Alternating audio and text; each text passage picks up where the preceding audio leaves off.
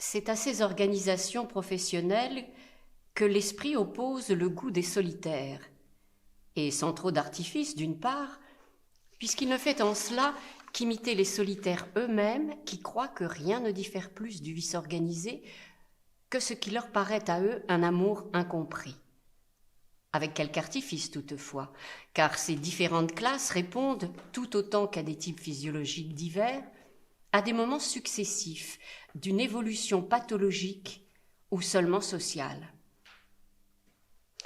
Et il est bien rare, en effet, qu'un jour ou l'autre, ce ne soit pas dans de telles organisations que les solitaires viennent se fondre, quelquefois par simple lassitude, par commodité, comme finissent ceux qui en ont été le plus adversaires par faire poser chez eux le téléphone, par recevoir les hyénas ou par acheter chez Potin.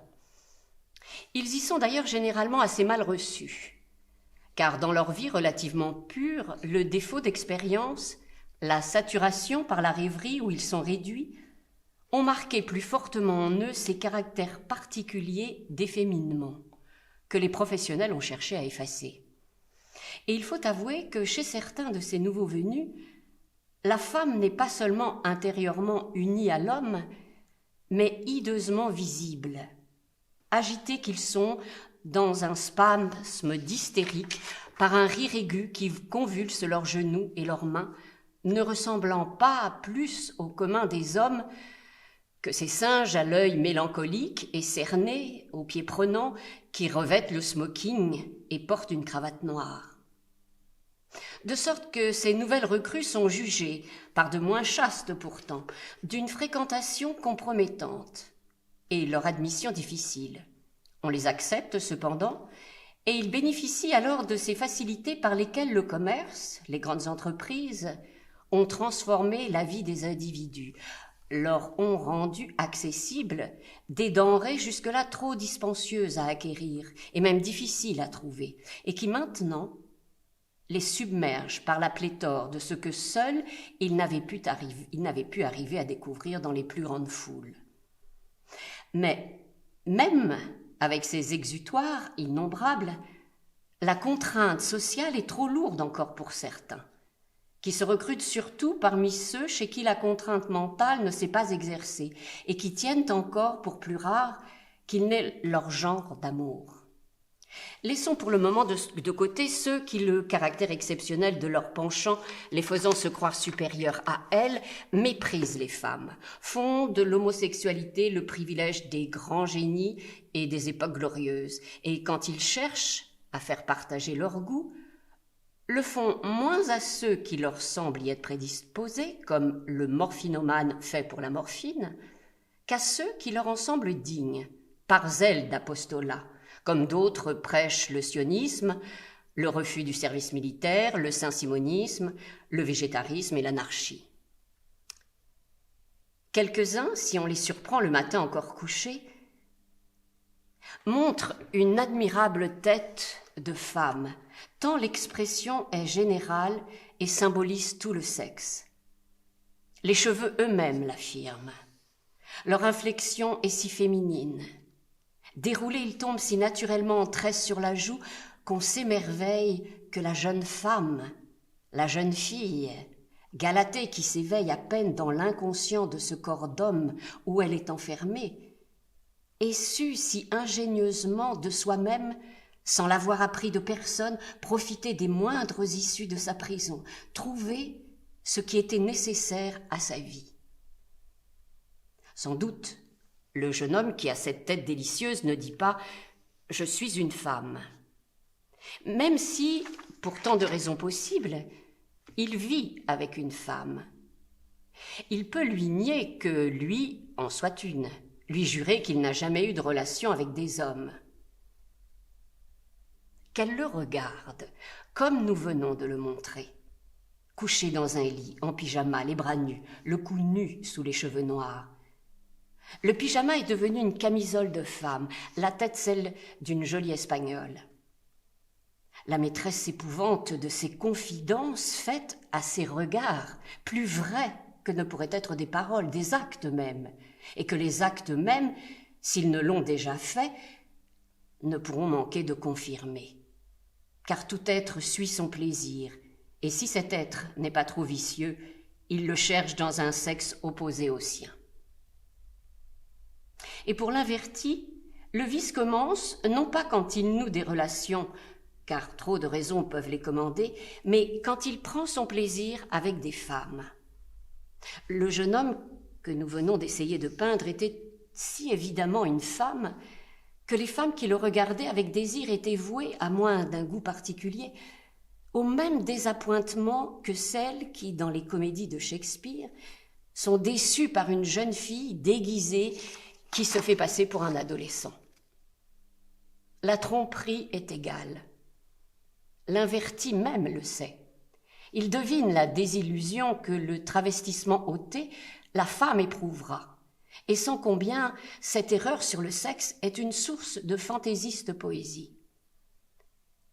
Du reste, même à son exigeante maîtresse, il a beau ne pas avouer, si elle n'est pas gomorréenne, « je suis une femme », pourtant en lui, avec quelle ruse, quelle agilité, quelle obstination de plante grimpante, la femme inconsciente et visible cherche-t-elle l'organe masculin.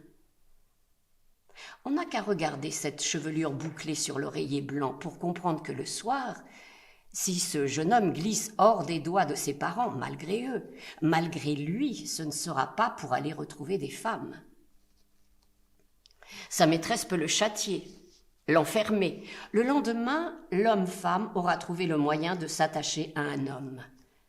Comme le volubilis jette ses vrilles là où se trouve une pioche ou un râteau. Pourquoi, admirant dans le visage de cet homme des délicatesses qui nous touchent, une grâce, un naturel dans l'amabilité, comme les hommes n'en ont point, serions-nous désolés d'apprendre que ce jeune homme recherche les boxeurs? Ce sont des aspects différents d'une même réalité. Et même, celui qui nous répugne est le plus touchant que toutes les délicatesses, car il représente un admirable effort inconscient de la nature, la reconnaissance du sexe par lui-même. Malgré les duperies du sexe, apparaît la tentative inavouée pour s'évader vers ce qu'une erreur initiale de la société a placé loin de lui.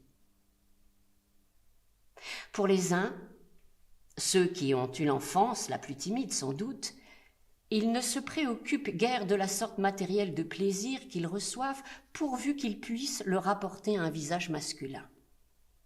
Tandis que d'autres, ayant des sens plus violents sans doute, donnent à leur plaisir matériel d'impérieuses localisations.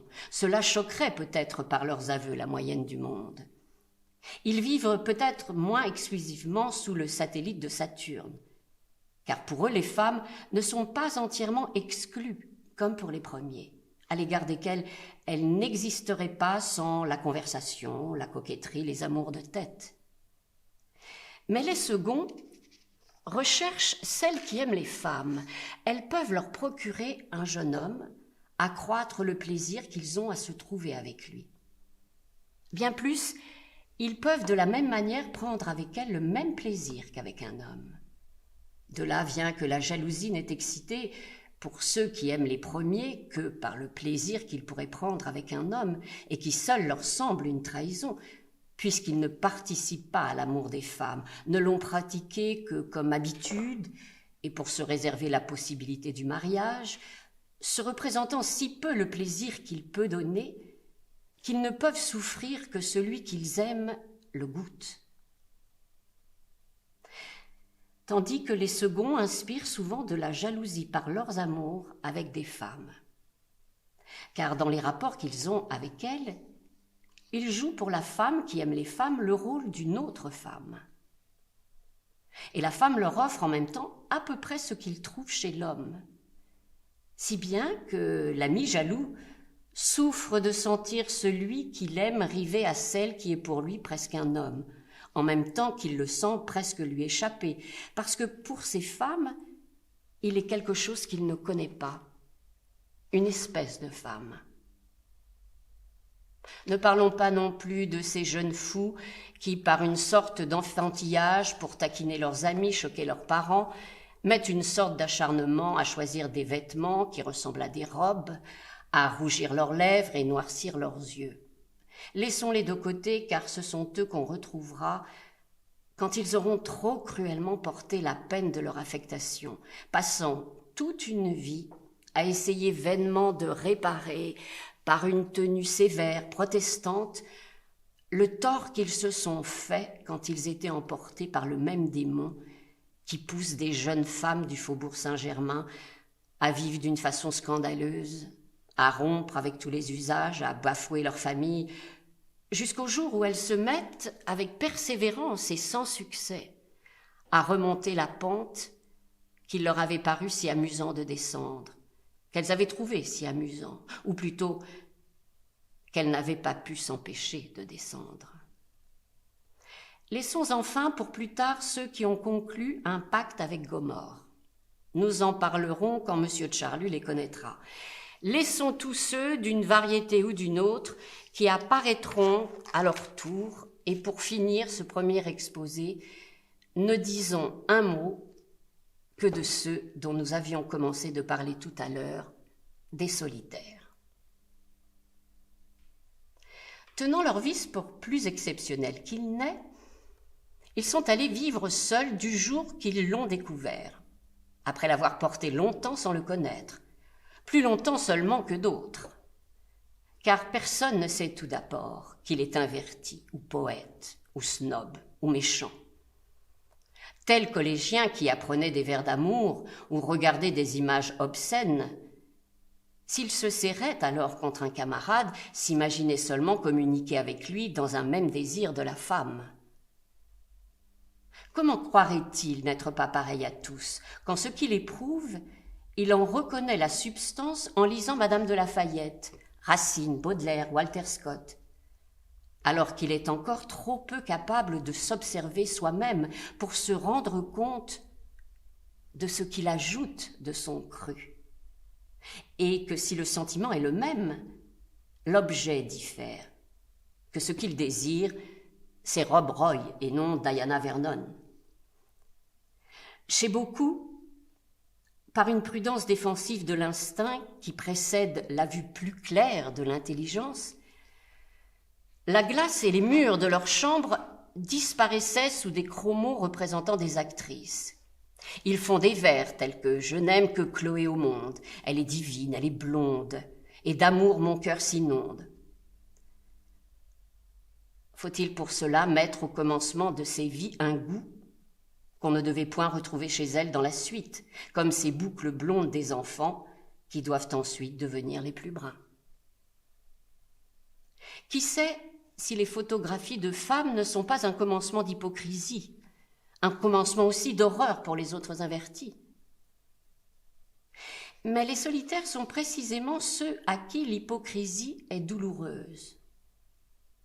Peut-être l'exemple des Juifs d'une colonie différente n'est-il même pas assez fort pour expliquer combien l'éducation a peu de prise sur eux, et avec quel art ils arrivent à revenir, peut-être pas à quelque chose d'aussi simplement atroce que le suicide, où les fous, quelques précautions qu'on prenne, reviennent et sauvés de la rivière où ils se sont jetés, s'empoisonnent, se procurent un revolver, etc.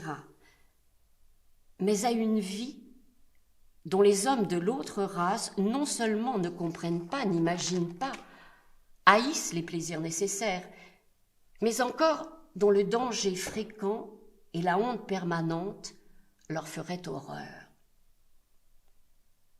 Peut-être pour les peindre faut-il penser sinon aux animaux qui ne domestiquent pas, qui ne se domestiquent pas, aux lionceaux prétendus apprivoisés mais restés lions, du moins aux noirs, que l'existence confortable des blancs désespère et qui préfèrent les risques de la vie sauvage et ses incompréhensibles choix.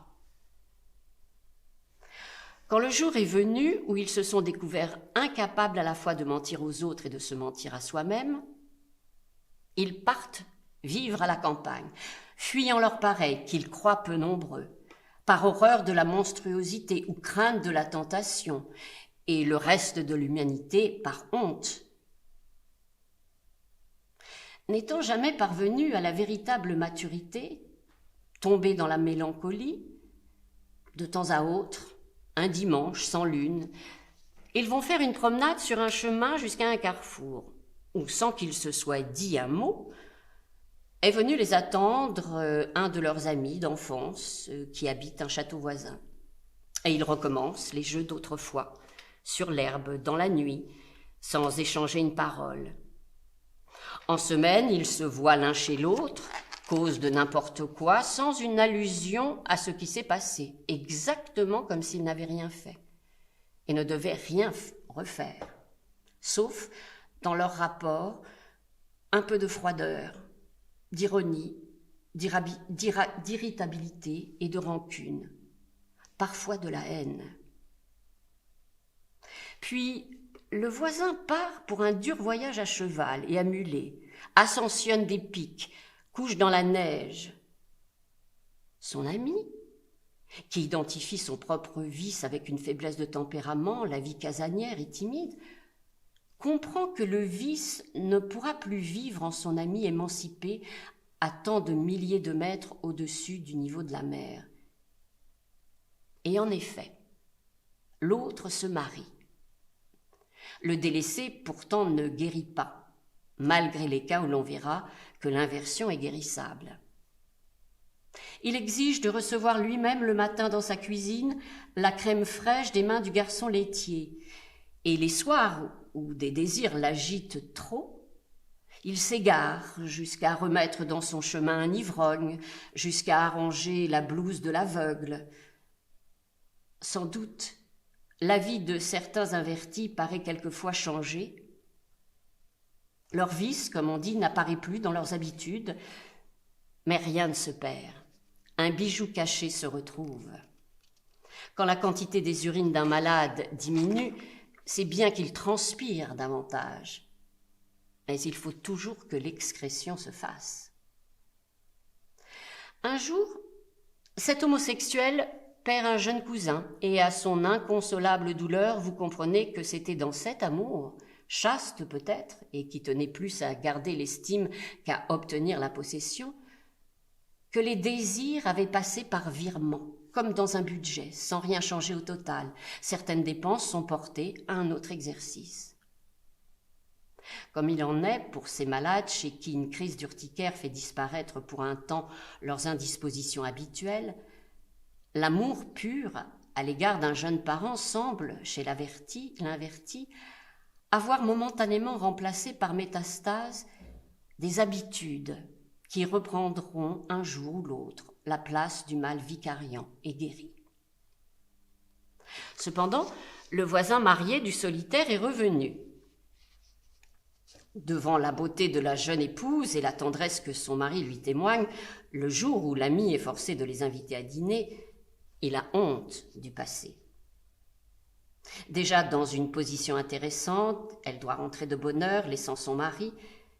Celui-ci, quand l'heure est venue de rentrer, demande un bout de conduite à son ami, que d'abord aucune suspicion n'effleure, mais qui, au carrefour, se voit renversé sur l'herbe, sans une parole, par l'alpiniste bientôt père. Et les rencontres recommencent jusqu'au jour où vient s'installer non loin de là un cousin de la jeune femme avec qui se promène maintenant toujours le mari. Et celui-ci, si le délaissé vient le voir et cherche à s'approcher de lui, furibond le repousse avec l'indignation que l'autre n'ait pas eu le tact de pressentir le dégoût qu'il inspire désormais. Une fois pourtant se présente un inconnu envoyé par le voisin infidèle, mais trop affairé, le délaissé ne peut le recevoir et ne comprend que plus tard dans quel but l'étranger était venu. Alors, le solitaire languit seul. Il n'a d'autre plaisir que d'aller à la station de bain de mer voisine, demander un renseignement à un certain employé de chemin de fer, mais celui-ci a reçu de l'avancement et nommé à l'autre bout de la France. Le solitaire ne pourra plus aller lui demander l'heure des trains, le prix des premières, et avant de rentrer, rêver dans sa tour, comme Chrysélidis, il s'attarde sur la plage. Telle une étrange Andromède qu'aucun argonaute ne viendra délivrer, comme une méduse stérile qui périra sur le sable.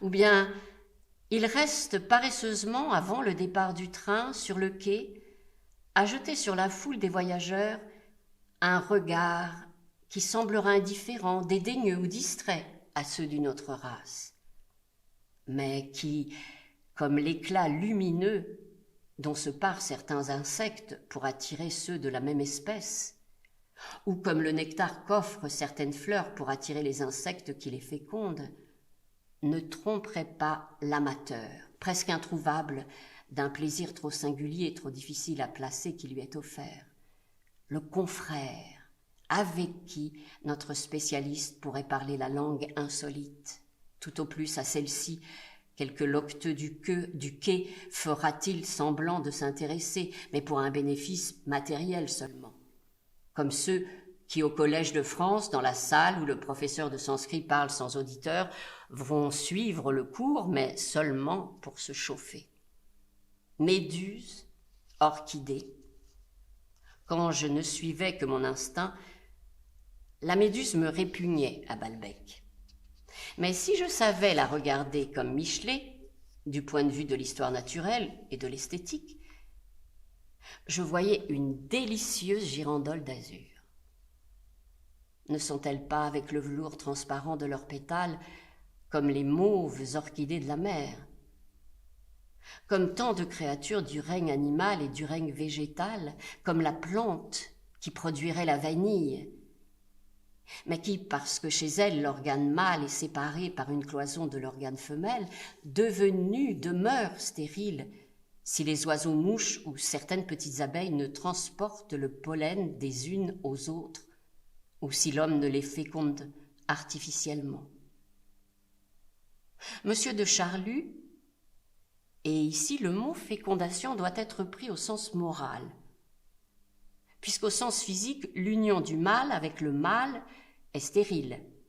Mais il n'est pas indifférent qu'un individu puisse rencontrer le seul plaisir qu'il est susceptible de goûter, et qu'ici-bas tout être puisse donner à quelqu'un sa musique, sa flamme ou son parfum.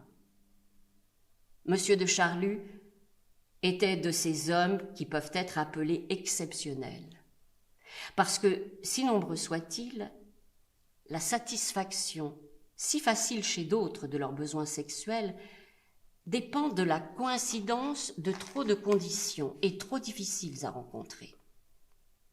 Pour des hommes comme M. Charlus, et sous la réserve des accommodements qui paraîtront peu à peu, et qu'on a pu déjà pressentir, exigés par le besoin de plaisir qui se résigne à de demi-consentements, l'amour mutuel, en dehors des difficultés si grandes, parfois insurmontables, qu'ils rencontrent chez le commun des êtres, leur en ajoute de si spécial que ce qui est toujours très rare pour tout le monde devient à leur égard à peu près impossible, et que si se produit pour eux une rencontre vraiment heureuse, ou que la nature leur fait paraître telle, leur bonheur, bien plus encore que celui de l'amoureux normal, a quelque chose d'extraordinaire, de sélectionné, de profondément nécessaire.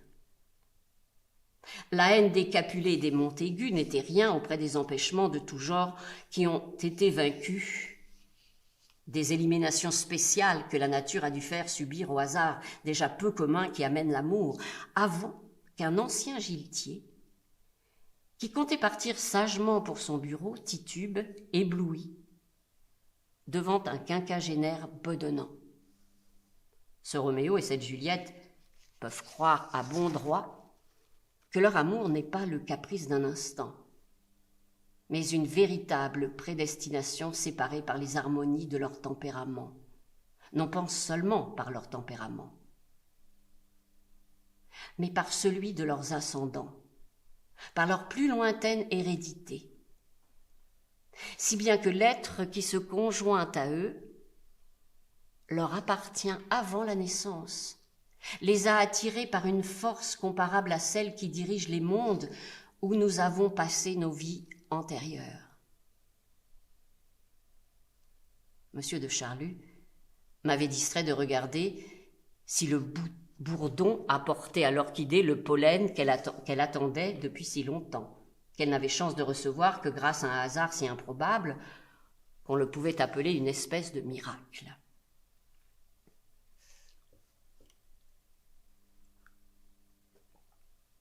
Mais c'était un miracle aussi auquel je venais d'assister, presque du même genre, et non moins merveilleux.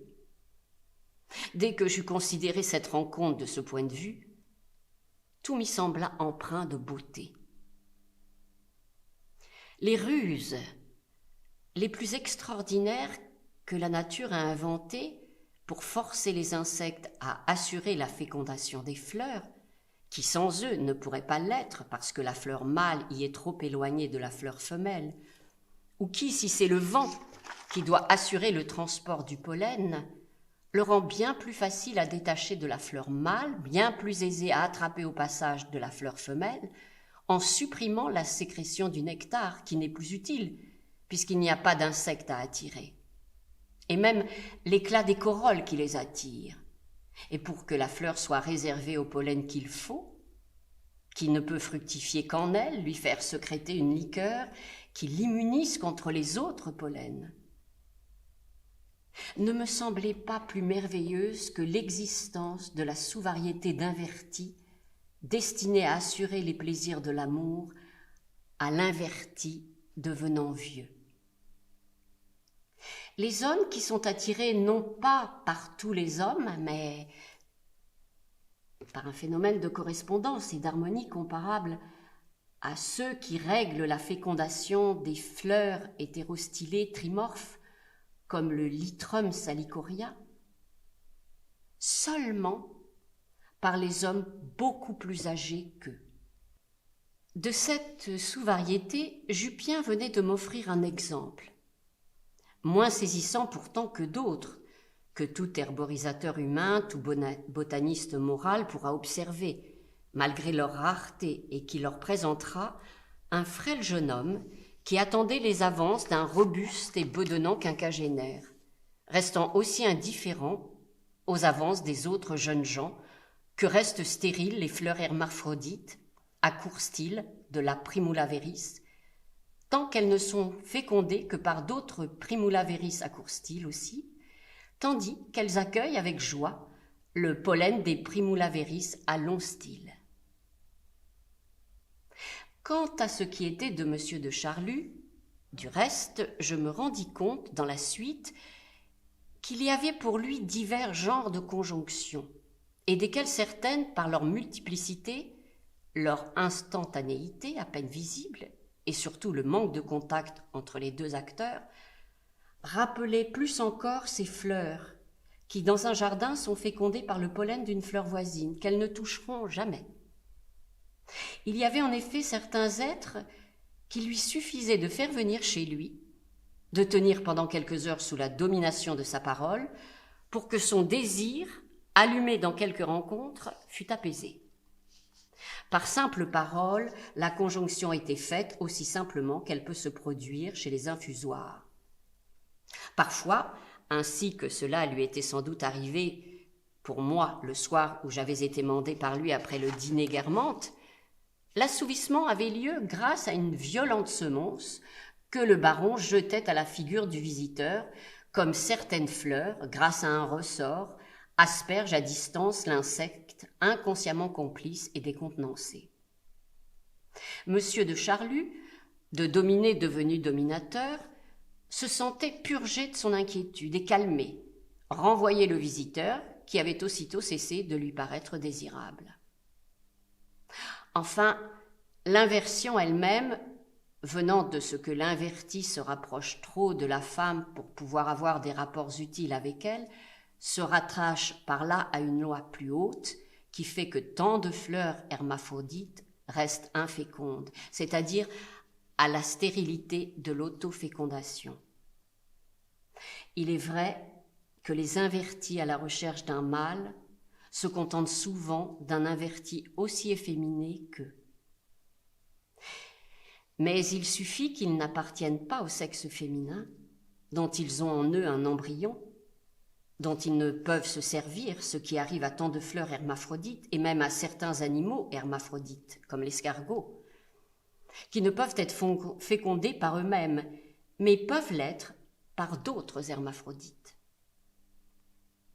Par là, les invertis qui se rattachent volontiers à l'Antique Orient ou à l'âge d'or de la Grèce remonteraient plus haut encore à ces époques d'essai où n'existaient ni les fleurs dioïques, ni les animaux unisexués, à cet hermaphrodisme initial dont quelques rudiments d'organes mâles dans l'anatomie de la femme et d'organes femelles dans l'anatomie de l'homme semblent conserver la trace. Je trouvais la mimique d'abord incompréhensible pour moi de Jupien et de M. de Charlus, aussi curieuse que ces gestes tentateurs adressés aux insectes, selon Darwin non seulement, par les fleurs dites composées, haussant les demi-fleurons de leur capitule pour être vus de plus loin, comme certaines hétérostylées qui retournent ses étamines et les courbent pour frayer le chemin aux insectes ou qui leur offrent une ablution, et tout simplement même au parfum de nectar, à l'éclat des corolles qui attiraient en ce moment des insectes dans la cour. À partir de ce jour, Monsieur de Charlus devait changer l'heure de ses visites à Madame de Villeparisis. Non qu'il ne pût voir Jupien ailleurs, et plus commodément, mais parce qu'aussi bien qu'il l'était pour moi, le soleil de l'après-midi et les fleurs de l'arbuste étaient sans doute liés à son souvenir. D'ailleurs, il ne se contenta pas de recommander les Jupiens à Madame de Villeparisis, à la duchesse de Guermantes, à toute une brillante clientèle, qui fut d'autant plus assidue auprès de la jeune brodeuse que les quelques dames qui avaient résisté ou seulement tardé furent de la part du baron l'objet de terribles représailles, soit afin qu'elles servissent d'exemple, soit parce qu'elles avaient éveillé sa fureur et s'étaient dressées contre ses entreprises de domination. Il rendit la place de Jupien de plus en plus lucrative jusqu'à ce qu'il le prit définitivement comme secrétaire et l'établit dans les conditions que nous verrons plus tard. Ah, en voilà un homme heureux que ce Jupien, disait Françoise, qui avait une tendance à diminuer ou à exagérer les bontés selon qu'on les avait pour elle ou pour les autres. D'ailleurs là, elle n'avait pas besoin d'exagération, ni n'éprouvait d'ailleurs d'envie, aimant sincèrement Jupien. Ah, c'est un si bon homme que le baron, ajoutait-elle. Si bien, si dévot, si comme il faut. Si j'avais une fille à marier et que j'étais du monde riche, je la donnerais au baron les yeux fermés. Mais Françoise, disait doucement ma mère, elle aurait bien des maris, cette fille. Rappelez-vous que vous l'avez déjà promise à Jupien. Ah, dame, répondait Françoise, c'est que c'est encore quelqu'un qui rendrait une femme bien heureuse. Il y a beau avoir des riches et des pauvres misérables, ça ne fait rien pour la nature. Le baron et Jupien, c'est bien le même genre de personne. Au reste, j'exagérais beaucoup alors, devant cette révélation première, le caractère électif d'une conjonction si sélectionnée. Certes, chacun des hommes pareils à M. de Charlus est une créature extraordinaire, puisque s'il ne fait pas de concession aux possibilités de la vie, il recherche essentiellement l'amour d'un homme de l'autre race, c'est-à-dire d'un homme aimant les femmes et qui, par conséquent, ne pourra pas l'aimer. Contrairement à ce que je croyais dans la cour, où je venais de voir Jupien tourner autour de M. de Charlus comme l'orchidée faire des avances au bourdon, ces êtres d'exception que l'on plaint sont une foule, ainsi qu'on le verra au cours de cet ouvrage, pour une raison qui ne sera dévoilée qu'à la fin, et se plaignent eux-mêmes d'être plutôt trop nombreux que trop peu. Car les deux anges qui avaient été placés aux portes de Sodome pour savoir si ses habitants, dit la jeunesse, avaient entièrement fait toutes ces choses dont le cri était monté jusqu'à l'Éternel, avaient été, on ne peut que s'en réjouir, très mal choisi par le Seigneur, lequel n'eût dû confier la tâche qu'à un sodomiste. Celui-là, les excuses « père de 6 enfants, j'ai 2 maîtresses, etc. » ne lui eussent pas fait abaisser bénévolement l'épée flamboyante et adoucir les sanctions. Il aurait répondu « Oui, et ta femme souffre les tortures de la jalousie.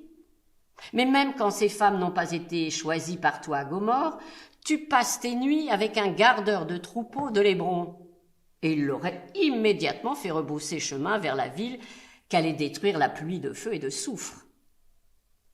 Au contraire, on laissa s'enfuir tous les sodomistes honteux, même si, apercevant un jeune garçon, ils détournaient la tête comme la femme de Lot, sans être pour cela changés comme elle en statue de sel, de sorte qu'ils eurent une nombreuse postérité, chez qui ce geste est resté habituel, pareil à celui des femmes débauchées qui, en ayant l'air de regarder un étalage de chaussures placé derrière une vitrine, retournent la tête vers un étudiant. Ces descendants des sodomites, si nombreux qu'on peut leur appliquer l'autre verset de la Genèse, si quelqu'un peut compter la poussière de la terre, il pourra aussi compter cette postérité. Ils se sont fixés sur toute la terre, ils ont eu accès à toutes les professions et entrent si bien dans les clubs les plus fermés que quand un sodomiste n'y est pas admis, les boules noires y sont en majorité celles de sodomistes, mais qui ont soin d'incriminer la sodomie, ayant hérité le mensonge qui permit à leurs ancêtres de quitter la ville maudite. Il est possible qu'ils y retournent un jour. Certes, ils forment dans tous les pays une colonie orientale cultivée, musicienne, médisante, qui a des qualités charmantes et d'insupportables défauts. On les verra d'une façon plus approfondie au cours des pages qui suivront, mais on a voulu provisoirement prévenir l'erreur funeste qui consisterait, de même qu'on a encouragé un mouvement sioniste, à créer un mouvement sodomiste et à rebâtir Sodome. Or, à peine arrivés, les sodomistes quitteraient la ville pour ne pas avoir l'air d'en être, prendraient femmes, entretiendraient des maîtresses dans d'autres cités, où ils trouveraient d'ailleurs toutes les distractions convenables. Ils n'iraient à Sodome que les jours de suprême nécessité, quand leur ville serait vide par ces temps où la faim fait sortir le loup du bois, c'est-à-dire que tout se passerait, en somme, comme à Londres, à Berlin, à Rome, à Pétrograd ou à Paris. En tout cas, ce jour-là, avant ma visite à la duchesse, je ne songeais pas si loin et j'étais désolée d'avoir, par attention à la conjonction Jupien-Charlus, manqué peut-être de voir la fécondation de la fleur par le bourdon.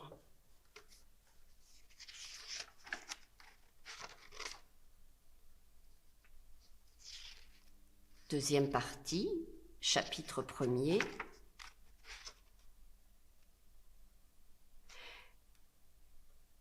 Comme je n'étais pas pressée d'arriver à cette soirée des Guermantes, où je n'étais pas certain d'être invité, je restais oisif dehors. Mais le jour d'été ne semblait pas avoir plus de hâte que moi à bouger. Bien qu'il fût plus de 9 heures, c'était lui encore qui, sur la place de la Concorde, donnait à l'obélisque de Luxor un air de nougat rose. Puis il en modifia la teinte et le changea en une matière métallique, de sorte que l'obélisque ne devint pas seulement plus précieux, mais sembla aminci et presque flexible. On s'imaginait qu'on aurait pu tordre, qu'on avait peut-être déjà légèrement faussé ce bijou. La lune était maintenant dans le ciel comme un quartier d'orange pelé délicatement, quoiqu'un peu entamé. Mais elle devait plus tard être faite de l'or le plus résistant. Blottie toute seule derrière elle, une pauvre petite étoile allait servir d'unique compagne à la lune solitaire, tandis que celle-ci, tout en protégeant son amie, mais plus hardie et allant de l'avant, brandirait comme une arme irrésistible, comme un symbole oriental, son ample et merveilleux croissant d'or. Devant l'hôtel de la princesse de Guermantes, je rencontrai le duc de Châtellerault. Je ne me rappelais plus qu'une demi-heure auparavant me persécutait encore la crainte, laquelle allait du reste bientôt me ressaisir, de venir sans avoir été invité. On s'inquiète, et c'est parfois longtemps après l'heure du danger, oublié grâce à la distraction, que l'on se souvient de son inquiétude. Je dis bonjour au jeune duc et pénétrai dans l'hôtel. Mais ici, il faut d'abord que je note une circonstance minime, laquelle permettra de comprendre un fait qui suivra bientôt. Il y avait quelqu'un qui, ce soir-là, comme les précédents, pensait beaucoup au duc de Châtellerault, sans soupçonner du reste qui il était. C'était l'huissier, qu'on appelait dans ce temps-là l'aboyeur, de Madame de Guermantes. Monsieur de Châtellerault, bien loin d'être un des intimes, comme il était l'un des cousins de la princesse, était reçu dans son salon pour la première fois.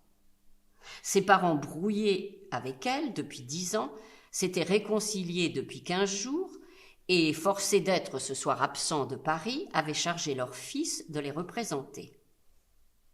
Or, quelques jours auparavant, l'huissier de la princesse avait rencontré dans les Champs-Élysées un jeune homme qu'il avait trouvé charmant, mais dont il n'avait pu arriver à établir l'identité. Non que le jeune homme ne se fût montré aussi aimable que généreux. Toutes les faveurs que l'huissier s'était figuré avoir à accorder à un monsieur si jeune, il les avait au contraire reçues.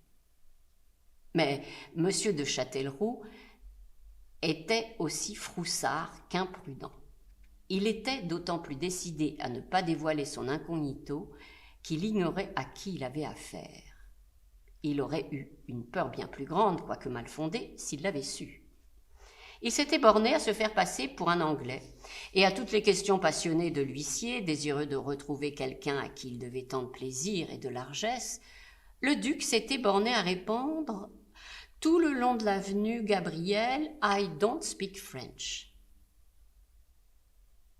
Bien que malgré tout, à cause de l'origine maternelle de son cousin, le duc de Guermantes affecta de trouver un rien de courvoisier dans le salon de la princesse de Guermantes-Bavière.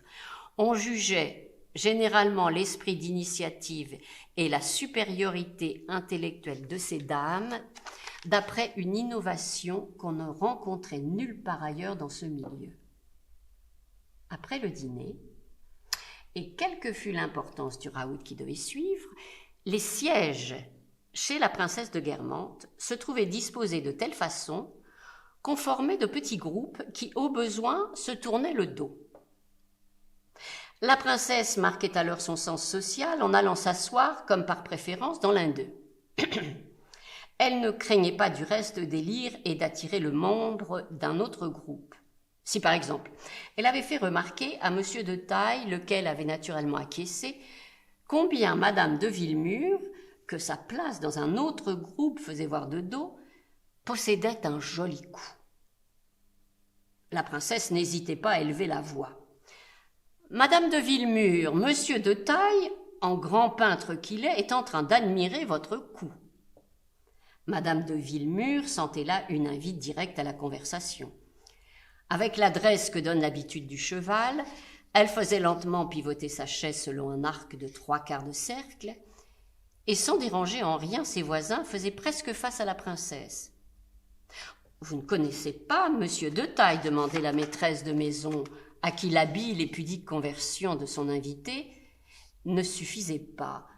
« Je ne le connais pas, mais je connais ses œuvres, » répondait madame de Villemur d'un air respectueux, engageant, et avec un à-propos que beaucoup enviaient, tout en adressant célèbre peintre, que l'interpellation n'avait pas suffi à lui présenter d'une manière formelle, un imperceptible salut.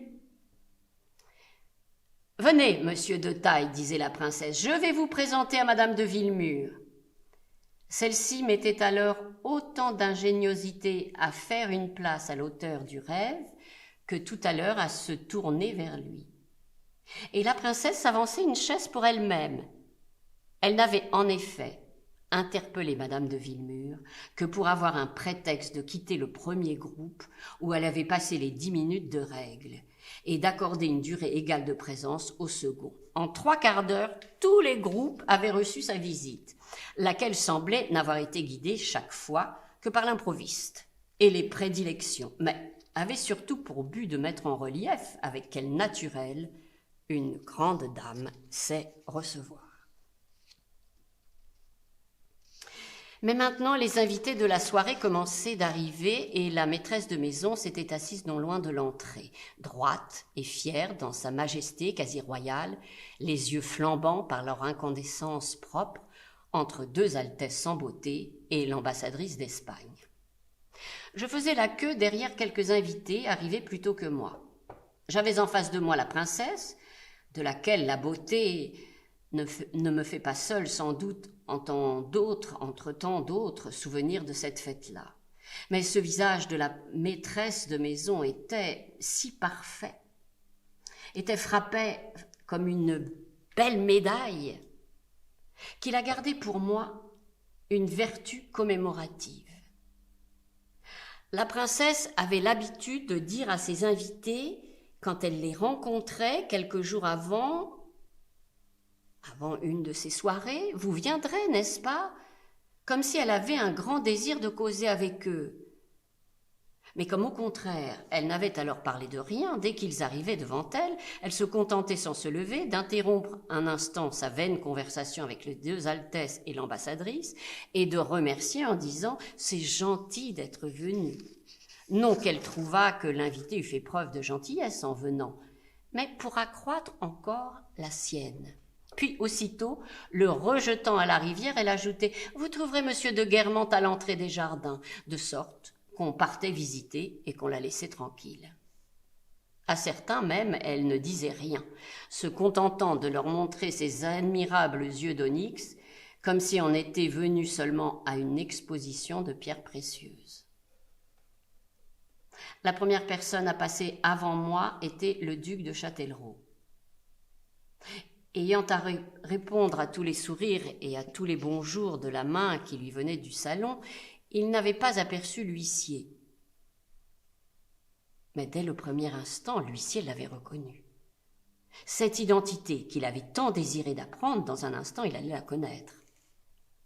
En demandant à son anglais de l'avant-veille quel nom il devait annoncer, l'huissier n'était pas seulement ému, il se jugeait indiscret, indélicat.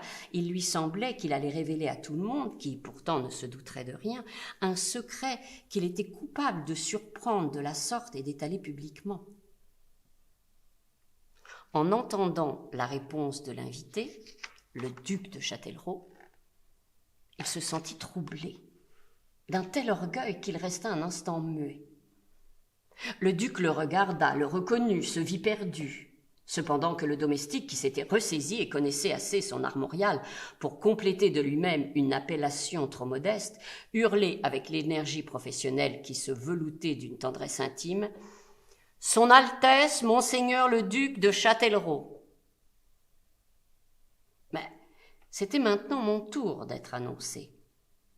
Absorbé dans la contemplation de la princesse de maison, qui ne m'avait pas encore vue, je n'avais pas songé aux fonctions terribles pour moi, quoique d'une autre façon que pour monsieur de Châtellerault, de cet huissier habillé de noir comme un bourreau, entouré d'une troupe de valets, aux livrées les plus riantes, solides gaillards, prêts à s'emparer d'un intrus et à le mettre à la porte.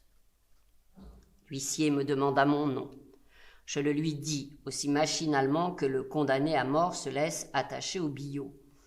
Il leva aussitôt majestueusement la tête, et avant que j'eusse pu le prier de m'annoncer à mi-voix pour ménager mon amour-propre si je n'étais pas invité, et celui de la princesse de Guermantes si je l'étais, il hurla les syllabes inquiétantes avec une force capable d'ébranler la voûte de l'autel.